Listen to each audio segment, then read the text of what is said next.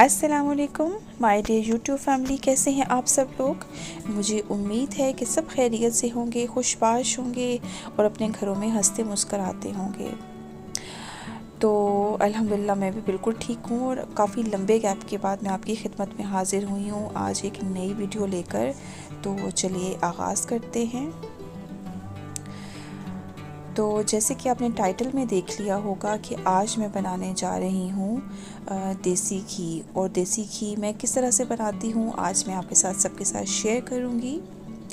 तो देखें, जैसे कि आपको अभी मैं थोड़ा सा डेमो दिखा रही थी कि जब भी दूध को जब बॉईल करते हैं, बॉईल करने के बाद जब दूध ठंडा हो जाता है तो उसके ऊपर एक मोटी सी तह बलाई की आ जाती है। और वो बलाई की तह हमारे वैसे किसी काम की नहीं होती है। आप बच्चों को पराठे के साथ खिला सकते हैं लेकिन आप खुद नहीं खा सकते। ज़ाहिर है अच्छे खासे फ़ैट्स होते हैं और आप फ़ैट्स को इस तरह डायरेक्ट जब लेते हैं तो वो आपके लिए नुकसानदेह होते हैं। तो मैं इस तरह से बलाई को अच्छे से दूध पर से उतार लेती हूँ और उसके बाद उसको थोड़ा थोड़ा करके इकट्ठा कर लेती हूँ, चाहे थोड़ी सी हो ज़्यादा हो जितनी भी हो। मैं डेली दूध के ऊपर से बलाई को स्ट्रेनर की मदद से निकाल देती हूँ। ठीक है, तो उसके बाद जब वो काफ़ी मिक़दार में फ्रीज़ हो जाता है तो उसको फिर मैं क्या करती हूँ कि उसके अंदर थोड़ी सी दही लगा देती हूँ। मतलब उसको पहले निकाल के एक बड़े से देगचे में डाल के उसको डीप फ्रॉस्ट करती हूँ और फिर उसमें दही लगा देती हूँ। जैसे कि हम दूध को दही लगाते हैं बिल्कुल उसी तरह से बलाई को भी दही लगानी है, लेकिन उसको पहले डीप फ्रॉस्ट करना है। उसमें दही लग जाता है, चाहे 1 दिन लगे 2 दिन लगे या सम टाइम विंटर के अंदर 1 हफ़्ता भी लग सकता है। तो जैसे ही दूध पर से दूध जो है वो जो बलाई है वो कन्वर्ट हो जाती है दही में, तो उसके बाद मैं उसको इस तरह से ब्लेंड कर लेती हूँ। कभी मैं छोटे ब्लेंडर में इसको करती हूँ ब्लेंड, लेकिन अगर ज़्यादा हो क्वांटिटी में तो इस तरह की मेरे पास एक मशीन है, इलेक्ट्रिक मशीन है जिसके अंदर इजीली जो है वो पूरा का पूरा जो दही है वो अच्छे से ब्लेंड हो जाता है। और जब वो ब्लेंड होता है अच्छे से तो उसके अंदर से फिर मक्खन और लस्सी जो है वो दोनों अलग अलग हो जाते हैं। तो अभी देखिए मैंने इसके अंदर जब ये अच्छे से ब्लेंड हो गया था, इसमें से मक्खन बाहर निकल आया था, तो इसमें मैंने 1 कटोरा डाला था बर्फ़ का और उसको थोड़ी देर के लिए रख दिया था। तकरीबन आधा घंटा या 1 घंटा के लिए मैंने उसको रख दिया था। तो उससे क्या हुआ है कि जब ये सारे का सारा पानी जब ठंडा हुआ है, जब इसका जो टेम्परेचर कम हुआ है तो उसमें जो मक्खन है, जो चिकनाई है वो एक साइड पर हो गई है और जो लस्सी है बाकी वो एक साइड पर हो गई है। तो अब मैं इसको क्या करूँगी कि एक नॉन स्टिक पैन के अंदर, कोई भी नॉन स्टिक बर्तन है अगर आपके पास, या कोई कढ़ाई है जो ज़रा थोड़ी सी वज़नी है जिसके अंदर नीचे लगने का ख़तरा नहीं है, तो उसमें इस तरह से करके मैं निकाल लेती हूँ सारे का सारा मक्खन निकाल के। और उसके बाद मैं क्या करूँगी आप आगे देखिएगा। अभी फ़िलहाल मैं हाथों की मदद से अच्छे से निचोड़ के मक्खन को और लस्सी को मैं अलग अलग कर रही हूँ।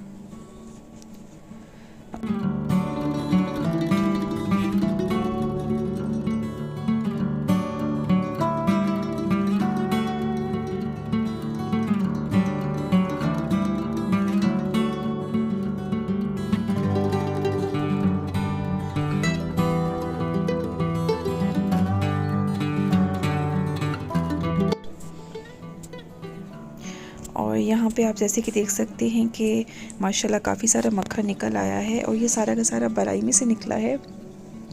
बलाई की जितनी भी चिकनाई थी वो दही की वजह से कन्वर्ट हो गई है मक्खन में। और ये बिल्कुल प्योर मक्खन है। आप इसको खा के देखें, चख के देखें, आपको बिल्कुल भी फ़ील नहीं होगा कि आपने ये बाहर से कहीं से जो दूध दही मक्खन बनाने वाली जो होती हैं डेयरी फार्म्स वगैरह होते हैं, आपने वहाँ से लिया या आपने घर में खुद तैयार किया है। बिल्कुल भी आपको फ़र्क नज़र नहीं आएगा क्योंकि प्रोसेस तो सारा वही है। सिर्फ यहाँ पे हमने दूध की जगह पे जो बलाई है वो इस्तेमाल की है। और यहाँ पे जी हम मक्खन को ज़ाया बिल्कुल नहीं होने देंगे, बल्कि इसके जितने जो छोटे बारीक ज़रात हैं उनको भी अच्छे से इस तरह से आप निकाल लेंगे, छान लेंगे किसी छलनी की मदद से, ताकि थोड़ी सी भी जो चिकनाई है वो लस्सी में बाकी ना रहे।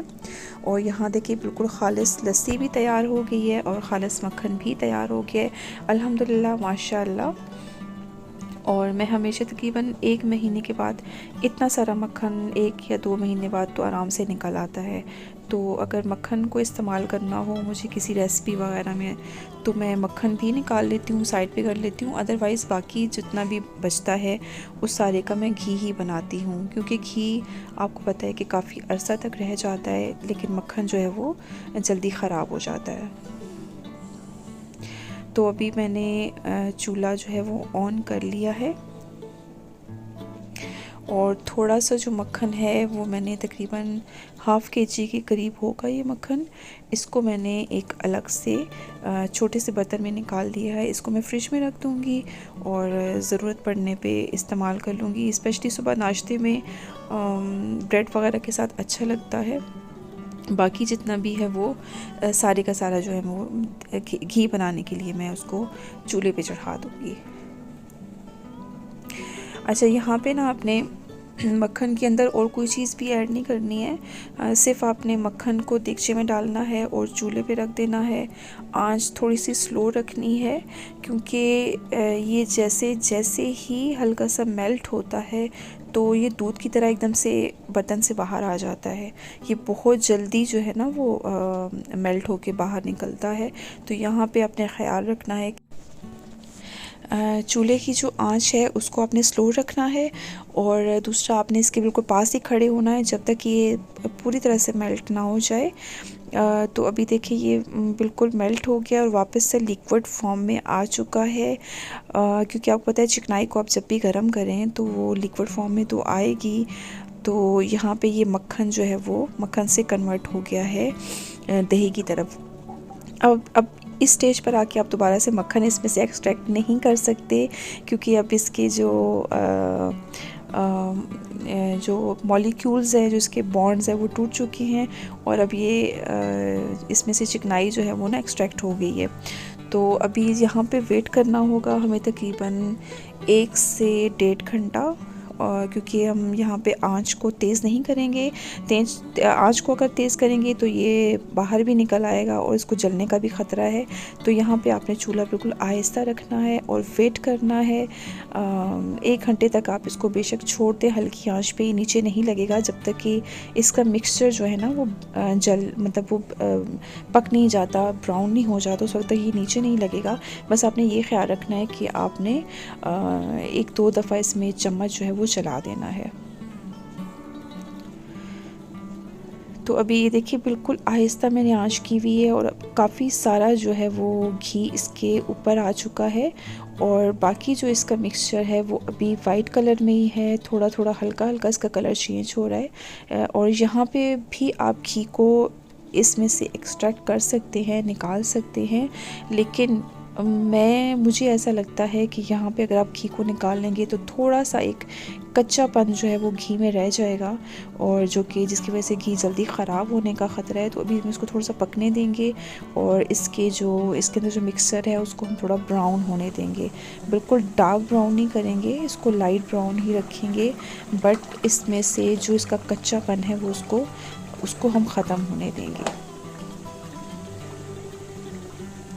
तो अभी देखिए ये काफ़ी हद तक जो है ना वो घी निकल आया है, लेकिन अभी भी इसमें काफ़ी सारा घी जो इसके अंदर जो एक पक रहा है पूरा, उसमें अभी भी घी है। तो जब तक हम इसका कलर देखेंगे ब्राउन नहीं होता तब तक हम इसको मुसलसल चूल्हे पे चम्मच को हिलाएंगे। अब देखिए मैं अभी भी चम्मच हिला रही थी, क्योंकि यहाँ पर इस स्टेज पे आके इसमें इसका ये जो है ना मिक्सचर ये सब नीचे लगने का ख़तरा होता है।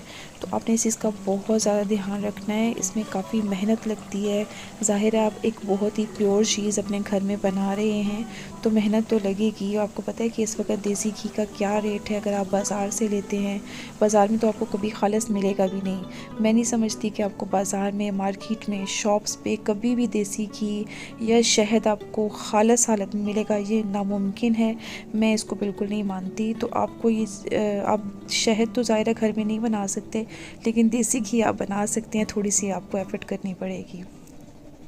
लेकिन आप यकीन करें कि आप जब भी एक दफ़ा ये चीज़ बनाएंगे तो फिर आपका हमेशा दिल करेगा कि आप हमेशा घर में बनाएं। स्पेशली रमज़ान से पहले आप ये एक दफ़ा ज़रूर बनाएं और रमज़ान में आप यही इस्तेमाल करें। और एक तो आपके पैसे भी बचेंगे और दूसरा आपको पता होगा कि आप प्योर चीज़ खा रहे हैं। तो यहाँ पे देखें जी, अभी मैं चूल्हा बंद कर दूँगी क्योंकि अभी मुझे लग रहा है कि ये तैयार हो गया है। अगर इसको थोड़ा सा मैं और ब्राउन करूँगी तो जब तक ये ब्राउन करके अगर मैं इसका चूल्हा बंद करती हूँ तो ये ठंडा होते होते भी ये इसका जो बाकी मिक्सचर है वो जल जाएगा और इसमें एक स्मेल सी आ जाएगी। तो आप जैसे ही लाइट ब्राउन कलर हो इसका, तो इसको फ़ौरन से जो आपका फ्लेम जो है उसका ऑफ़ कर दें और फिर थोड़ा सा इंतज़ार करें। उस वक्त तक इंतज़ार करें जब तक इसमें से ये बबल्स बनना ख़त्म ना हो जाएं, क्योंकि जैसे ही इसमें बबल ख़त्म होंगे तो सारा जो घी है वो ऊपर आ जाएगा और बाकी मिक्सचर जो है वो नीचे बैठ जाएगा। अच्छा जी, और ये देखिए यहाँ पर क्या हुआ है कि जब ये थोड़ा सा हल्का सा ठंडा हुआ है, कूल डाउन, फुल तो नहीं हुआ लेकिन थोड़ा सा कम हुआ है, तो इसके ऊपर एक झाग की पूरी लेयर बन गई है। और ये बेसिकली इम्प्योरिटीज़ होती हैं, अगर आप इनको नहीं निकालेंगे तो आपका घी जल्दी ख़राब हो जाएगा। लेकिन मैं अच्छे से देखिए इसमें से पूरा जितना हो सकता है मैं ऊपर से उतार लूँगी। और यहाँ पे अल्हम्दुलिल्लाह बिल्कुल खालिस घी तैयार है। और अभी मैं इसको दूसरी एक देगची में शिफ्ट करूँगी। अच्छा, यहाँ पे मैं हमेशा इसको डायरेक्ट इसके कंटेनर में शिफ्ट नहीं करती, बल्कि पहले मैं इसको एक अलग से देगची में शिफ्ट करती हूँ और फिर अगर उसके अंदर भी मुझे लगे कि नीचे कुछ ज़रात बैठे हुए हैं तो मैं हल्का सा उसको गर्म करके दोबारा से उसमें से घी जो है वो निकाल के दूसरे बर्तन में डालती हूँ। यानी आप ये समझिए कि मैं एक घी को 2 दफ़ा शिफ्ट करती हूँ बर्तन में, जिसकी वजह से बिल्कुल प्योर और जो साफ़ घी है वो निकल आता है।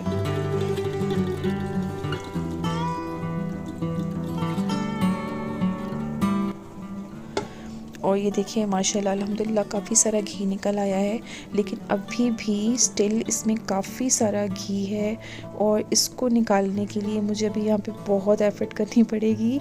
अभी इसको मैं पता नहीं कितनी शिफ्टों में निकालूंगी। एक दफ़ा तो इसको गरम एज़ इट इज़ जैसे निकल रहा है उसको निकाल लूँगी।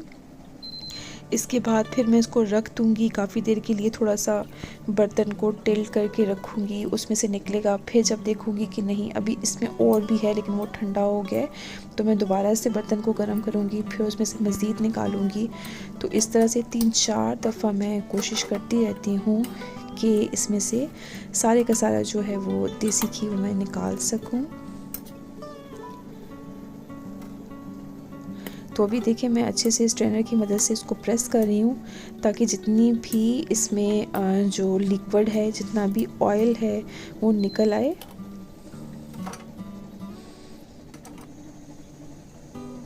और देखिए काफ़ी देर रखने के बाद इसमें से अच्छा खासा जो है वो घी दोबारा से बाहर निकला है। और अब मैं इसको दोबारा से इस तरह स्ट्रेनर की मदद से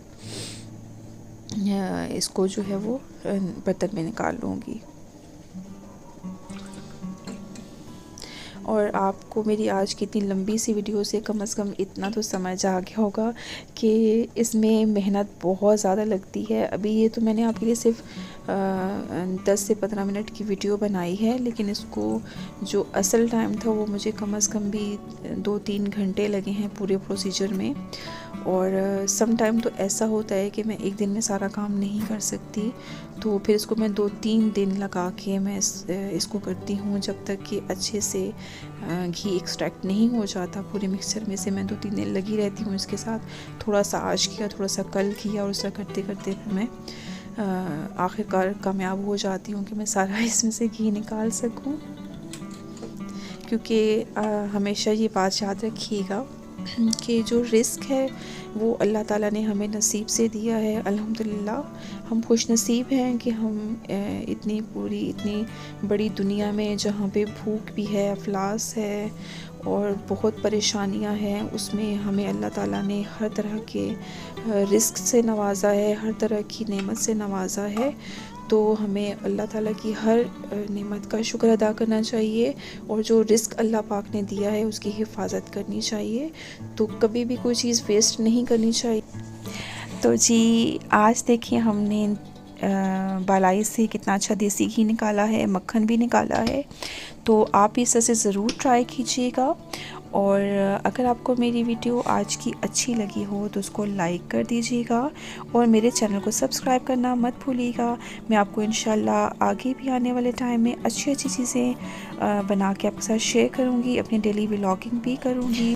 तो मिलते हैं आपको किसी अच्छी सी नई वीडियो में, तब तक के लिए अल्लाह हाफिज़।